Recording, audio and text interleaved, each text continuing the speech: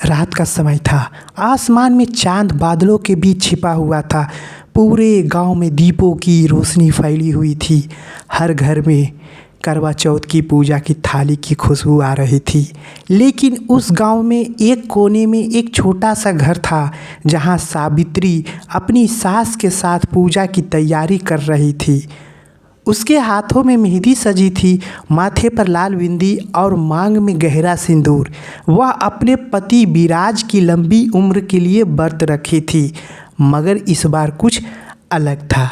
सावित्री की सास ने कहा, बेटा, इस बार करवा चौथ का चांद देर से निकलेगा, लेकिन जब तक उसे देख ना लो जल मत पीना। सावित्री ने मुस्कुराते हुए सिर झुका ली। जी माँ जी, मेरे लिए तो विराज ही मेरा चांद है।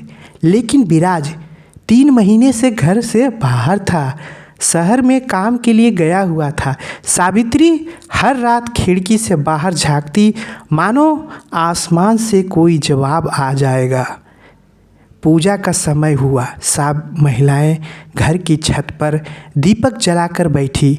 ढोलक की थाप और गीतों की गूंज। सावित्री ने भी अपनी थाली सजाई, लेकिन तभी अचानक ठंडी हवा चली और दीपक बुझ गया।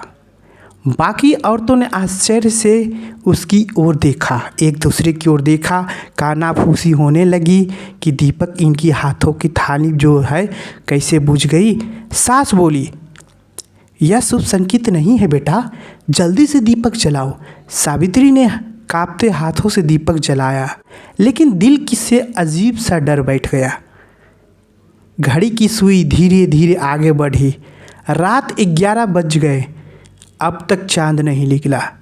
सावित्री की आंखों थक गई आसमान में देखने। तभी उसने दूर से किसी को आते देखा। सफ़ेद कपड़ों में एक आकृति, मानो जैसे उसका विराज ही हो। वह तेजी से नीचे उतरी और भागी। विराज, तुम आ गए। वह आकृति मुस्कुराई और बोली, हाँ सावित्री, मैंने सोचा था आज करवा चौथ है, पर तुम्हें मिलने आ जाऊं। सावित्री के चेहरे पर खुशी के आंसू आ गए। उसने उसकी ओर देखा। देखो, चांद तो निकला ही नहीं, अब मैं जल कैसे पीऊं? विराज ने कहा, मैं ही तुम्हारा चांद हूँ, मेरे सामने जल पी लो। सावित्री ने उसकी बात मान ली। उसने अपनी थाली से जल उठाया और अपने विराज को देखकर जल पी लिया। तभी ठंडी हवा की झोंका आया।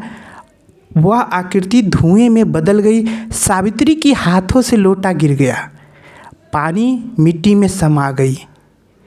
अगले ही पल सावित्री बेहोश होकर जमीन पर गिर पड़ी। सास दौड़ी भागी आई। अरे, यह क्या हुआ?